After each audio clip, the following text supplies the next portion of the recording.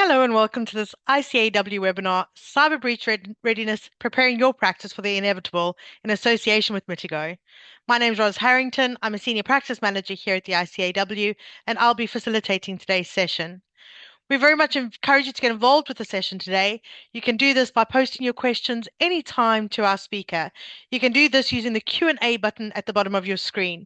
We've left some time at the end to take these questions, so keep them coming in throughout. You can also use this to let us know if you're suffering any technical difficulties, and we'll do our best to assist with those.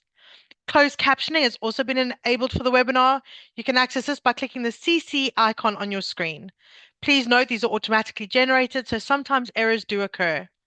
A link to the slides and some other useful resources will appear in your chat box rather. You will also receive a copy of the slides and a link to the on-demand recording for the session in a follow-up email. I'm now delighted to hand over to our speaker today, Kerry Mashin, who's a director at Mitigo Cyber Risk Management. Hi, Kerry.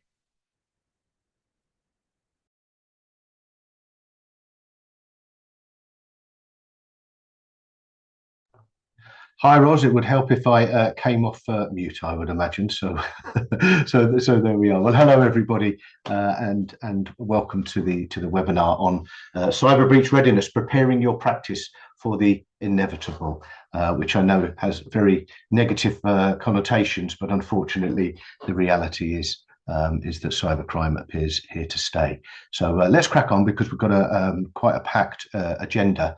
For those of you that are not aware of Mitigo, just to give you a brief insight into who we are and what we do. So Mitigo, we are not an IT firm. I think a lot of people confuse cyber risk management with cyber security that IT firms deliver.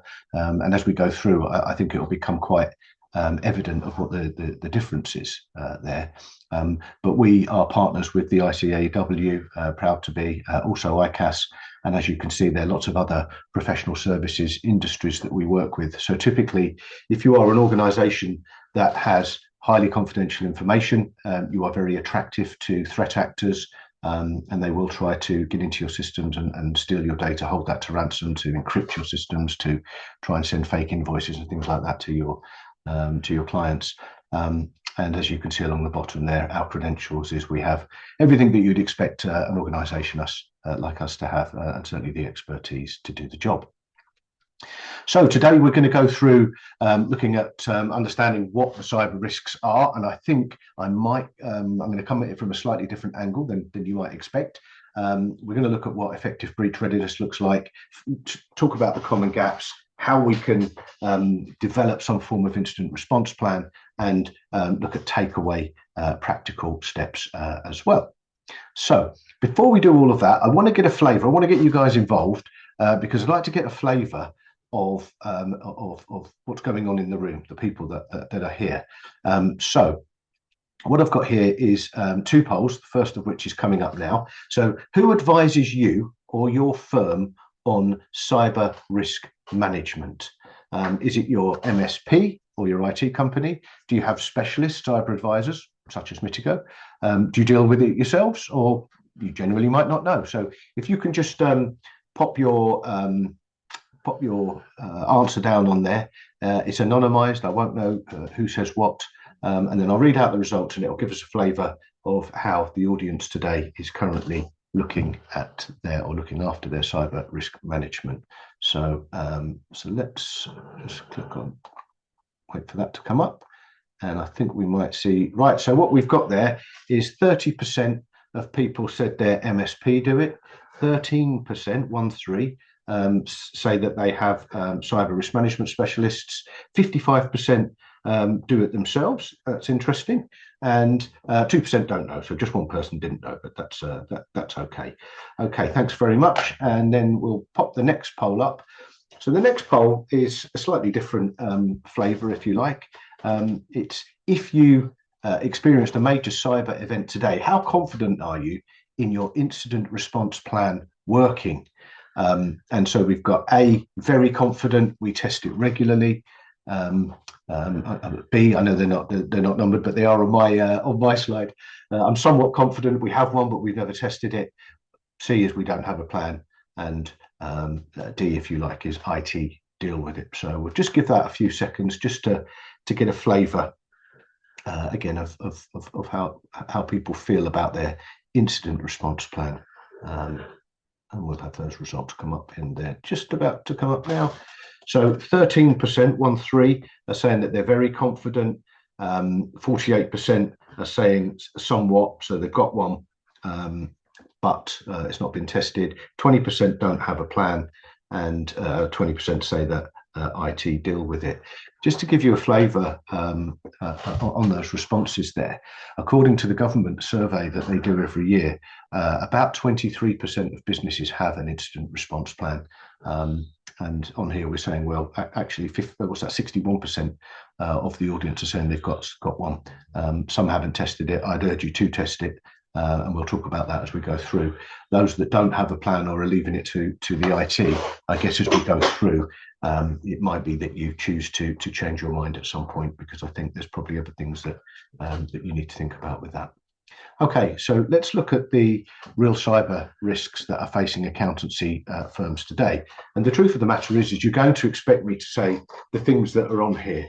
I'll go through them anyway, just in case you're new to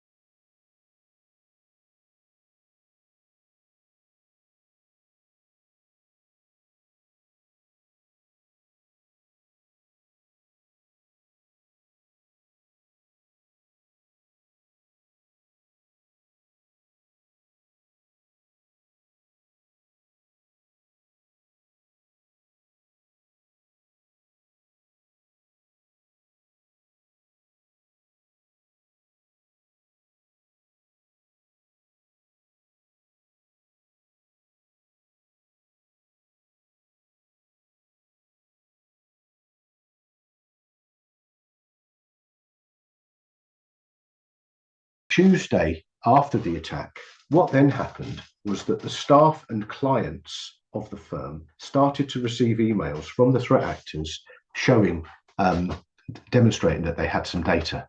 And it was at this point that the accountants practice realized that the MSP didn't really understand what had gone wrong. All they thought was the system had been encrypted and then they've spun them back up to get them working again. They weren't aware that data had been stolen. And at this point, they realized they needed to talk to somebody, a professional service that can deal with this sort of thing. So they called us in and we took a look at it.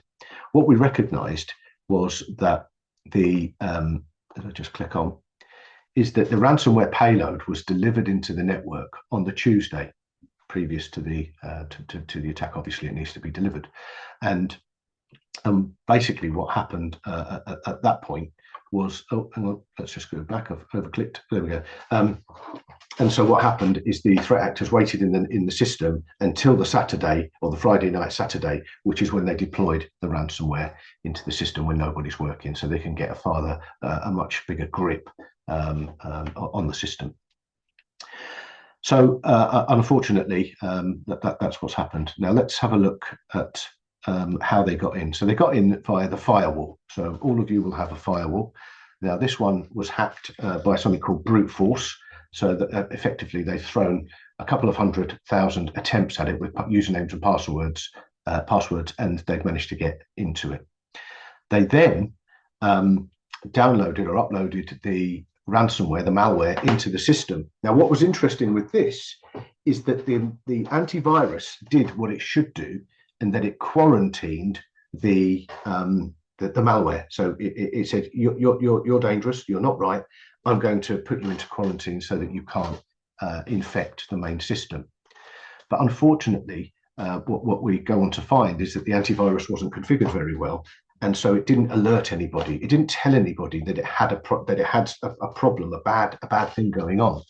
By which time the threat actors were able to get into the main network, disable the antivirus, and release the encryption out of it. So the very thing that was supposed to do its job kind of did, but unfortunately it wasn't configured properly. So it was therefore just bypassed quite easily.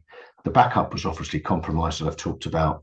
The data was exfiltrated at will. And the question that we were obviously asked by the accountancy practice is, well, what data has been taken? Because we're going to need to inform our clients. We're going to need to report this to the Information Commissioner's Office, the IC, as they're now called, instead of the ICAEW. And we need to know what data. And the issue that we had was that when they restored from backup the MSP, is they overwrote everything that had gone on over the weekend. So all of the data that was sat there was overwritten, so we couldn't actually tell them. And also the firewall, which ordinarily would give us a flavour of how much data has come out of the system, was only backing up for about 12 hours. And obviously this happened on the Friday, Saturday night, but when they stole the data, we weren't called in until the Tuesday. So all of that time had bypassed and we couldn't actually tell them what data. So that's a far bigger problem for the firm, because now they've got to tell all of their clients that their data might have been compromised and go into the IC saying, we don't actually know, which is not a very good response to them. What was really interesting at this point, though, is when we looked at it, is because the payload was delivered on the Tuesday, it backed up on Wednesday, it backed up on Thursday.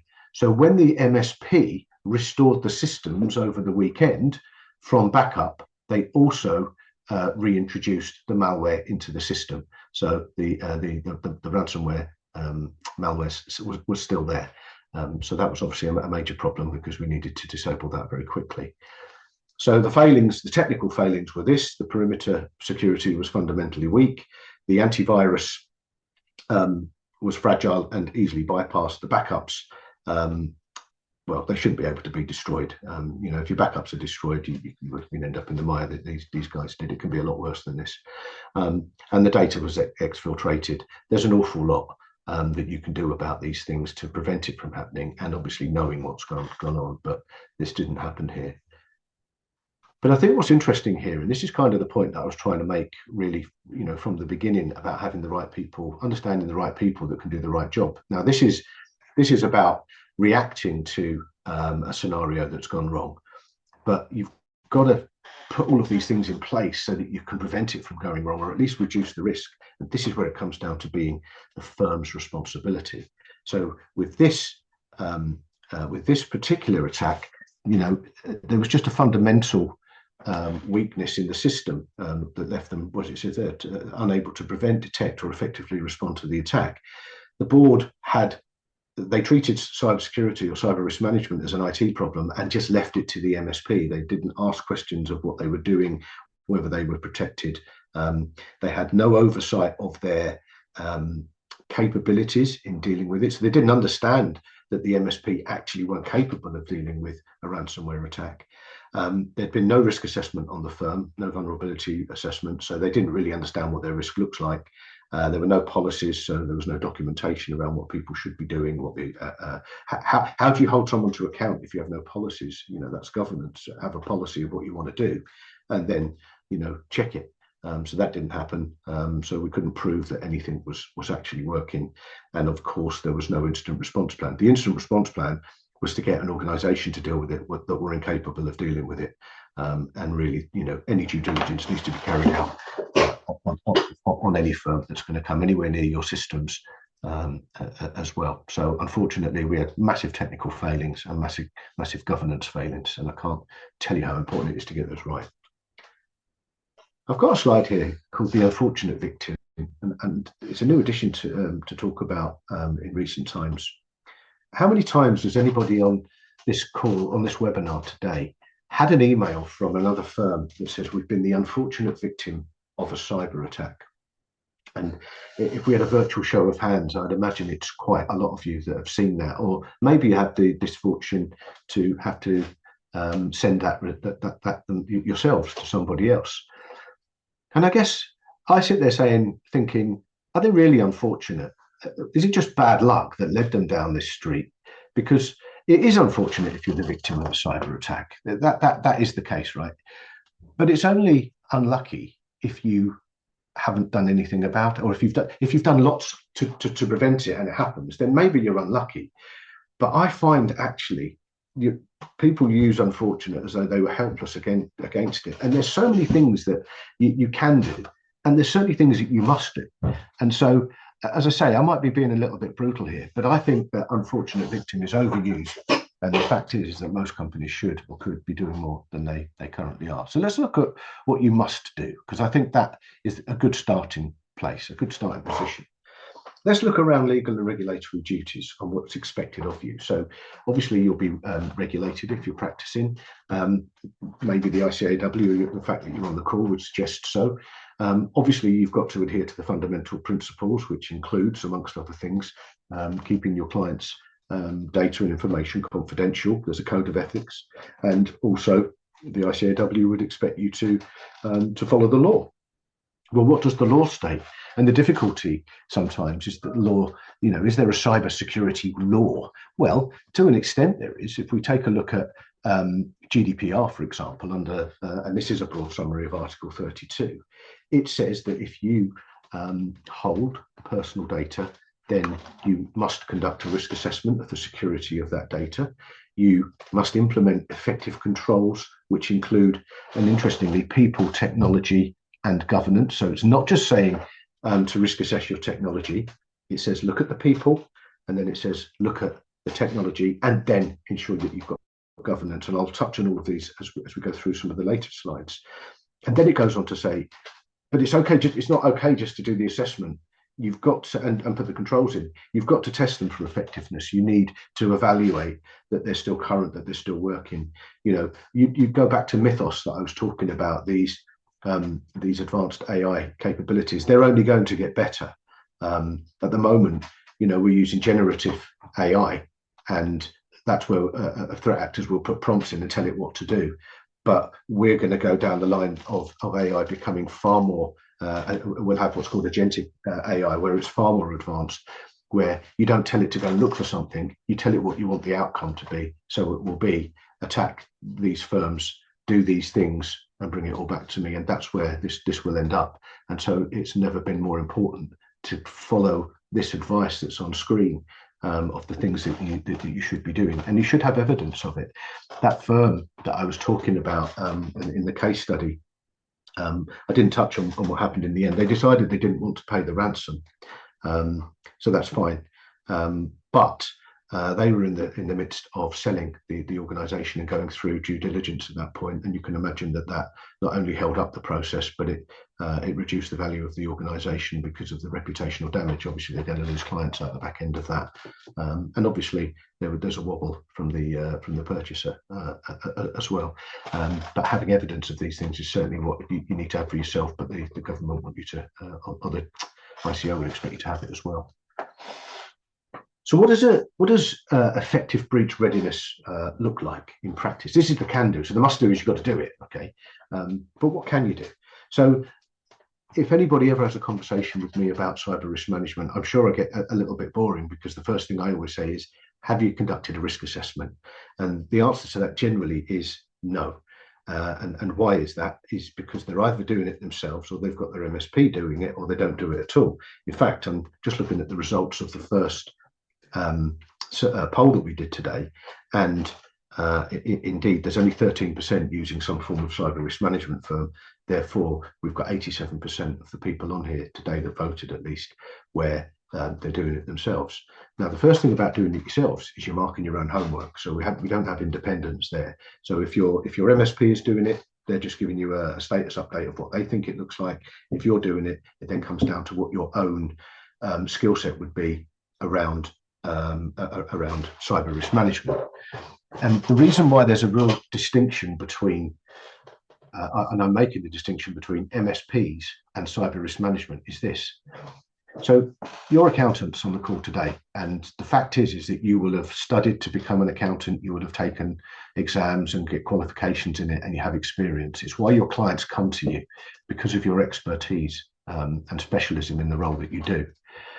Yet we see too many firms going to MSPs who they have studied and they do have qualifications and experience, but in IT and network management, that's their job, that's what they do. Whereas what cyber risk managers do is they study cyber risk. They understand how threat actors work, how you're going to be targeted, what the threat actors are going to do once they get into the systems. And again, we have to consider it from all angles, the people and the technology, and understanding what that regulatory burden is on it. So the risk assessment should never be done by your MSP or your IT, even if they're capable and have got qualifications. They're still marking their own homework. Impartiality, think about this. It might be at the back end of a risk assessment that there will be recommendations to buy certain pieces of technology to help you, to serve you better, or upgrades and things like that. What you really don't want is somebody that's going to do the risk assessment and sell you the solution as well. There should be some form of impartiality to that. So from our perspective, I mentioned at the beginning, we're not an IT firm, we don't sell the technology. So we would do the risk assessment and we'd say, and this is what I think you need to do. Sometimes there's recommendations to upgrade and buy stuff. Very often there isn't. A lot of firms have some really good things in place, but it's not configured in line with what their risk profile looks like. Oversight. Again, the MSP is part of your supply chain, and so they there are an inherent part of the risk. Therefore, the independence of having somebody else do it is that you've got oversight over your business and the people within your supply chain. And I've already talked about the skill set at the bottom there. So that's risk assessment. That's the importance. You always start with the risk assessment. Unfortunately, we see too many businesses start with what they would think is a strategy. And what I mean by that is, right, cyber risk is something, let's go buy some products that will help us with cyber risk. No, start with the risk assessment and then work out what your risk is. Then you can consider what your strategy needs to be. And what I'm doing here is I'm following the Cyber Governance Code of Practice, because that starts with risk assessment, it moves into strategy. So the risk assessment will tell you what you need to do, and then you can start to make informed decisions that are based around what your risk profile is. Therefore, it's fact. This is your risk, this is what you need to do. So that's important. You need to make sure that strategy aligns with your regulatory obligation, and you need to prove with checks and balances that once you put your controls in place, that they are actually effective and working as well. So that's where strategy goes. There's more that you can do on that, but that's a good summary, I think. Then people is, 85% of cyber breaches are because somebody's done something that they shouldn't do. We're humans after all. We all click on things, unfortunately, from time to time. There's a lot of stuff out there. I mentioned phishing is the number one attack method used by threat actors, and it's because we're busy, and it's an easy way to get into your inbox and click on it, and they're into your systems. So what we need to do is understand whether we've got behavioral risk or business process risk that can cause us issues there. Understand how strong our staff are. Let's make sure that we undertake some cyber awareness training. If you don't do any cyber awareness training, I would urge you to do that. I would also urge you to test that training with your teams as well. Do some form of simulated attack, some simulated phishing. That will tell you where your weak points are within the organization, and then you can further train people to make sure that they know what they're looking for, which is vital, and particularly if 85% of this, which depending on which stat where you take your information from, but it tends to be fairly consistent, is that high. So the common gaps, I think, are fairly obvious as we go through. But typically, firms have too many blind spots because they haven't started with a risk assessment. So yes, you've got security in place. I expect you all to have something. But because if you didn't start with a risk assessment, I should say, then there's going to be some blind spots and gaps that you're not covering. People provide access to threat actors, happens all the time. As I mentioned, people clicking on things. Unfortunately, and think about that. So if we trick the person giving access to the system, that's the perimeter being breached. But then what we see is the technical controls fail once the threat actors get into the network, because they want to be able to do certain things. And I think the case study was a really good example of demonstrating where the technical controls failed in more ways than one. But there we go. Obviously, it's not a server room issue, cyber risk management. It's a boardroom issue. It's understanding what the risk is to your business, and then managing that and being able to, from time to time, discuss that in your board meetings to be able to say, right, we understand our risk, we're managing it. We've got some assurance that we're doing what we should be doing. And as I say, unfortunately, most incidents, and I think the case study again does demonstrate that, but it stems from poor oversight and incorrect advice. But I think just to give you a flavour of the things that we see when we audit firms is in just technical weaknesses alone. And these are critical risk ratings. So basically what we did here is we looked at 500 audits of firms, assessments that we did of firms. And obviously you get a red, amber, green risk rating out the back of it, but we also have a purple, which is critical risk. And these are technical controls that, again, we expect you to have, but this is the percentage of those 500 that had critical risk ratings in each of these areas. So user access management, well, think about the fact that threat actors need to get into your system. 96% of the audits that we conducted have a critical risk rating around user access management. What does that mean? It's very simple for a threat actor to get into a lot of systems because it's not set up right. Multi-factor authentication has not been set up right or internet facing for about 77% of those organizations.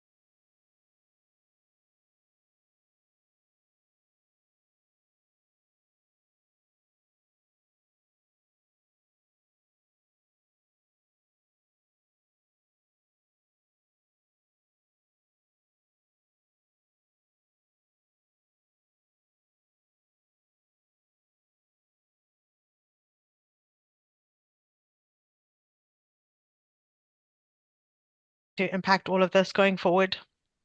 Yeah, sure. So I did touch on it in the session. So the fact, I think you've got to look at, I think you can look at AI in a few ways. So what's the question we always get asked? People say, well, should we be using AI and how do we use it safely? Well, you can use AI and you can use it safely. Okay. But threat actors are going to start getting smarter. So I talked about the generative AI that we see now, which is prompt driven. Then I talked about agentic AI, which Hmm. is goal orientated. Okay, so you tell it what you want to achieve. But what we're starting to see AI do, and threat actors, they're quite clever. They know that you're using it in your firms, and I'm going to give you just a very quick example. Imagine that you advertise for a job role and you get 50 CVs, because we get lots of people applying for jobs. Nobody really wants to sift through 50 CVs. You want to work out who are the top 3 or 4 candidates to interview. And we've seen firms taking those CVs and putting them into AI, saying, right, this is the job spec, this is the person spec. Take a look at those CVs and tell us the top 3 or top 4 for us to interview. And it can do just that, depending on the system you use, and then you can see what you think. But what we are recognizing, sometimes threat actors might also send you a CV, and within the CV, hidden, because they will just type it in white on a white background, is they might put prompts for AI to say, you know, Oh, um, fascinating. yeah, and it'll be hidden. You won't be able to see it, and we'll start to see more and more of this. So you start to need to understand what people are doing with your with your site. That you need to understand with your AI. Sorry, you need to understand what they have access to, what they're going to do with it. But also, that just tells you then that if that is in there to look for vulnerabilities, you've got to get your vulnerabilities under control. So you've got process issues there, and you've got cyber issues. But the answer to this is it's going to get better at doing it. Let's just balance that conversation out, because I think that's important. Is the tools that security experts use that you'll be able to buy will also get better. It's a war, yeah, good versus evil. But what that means is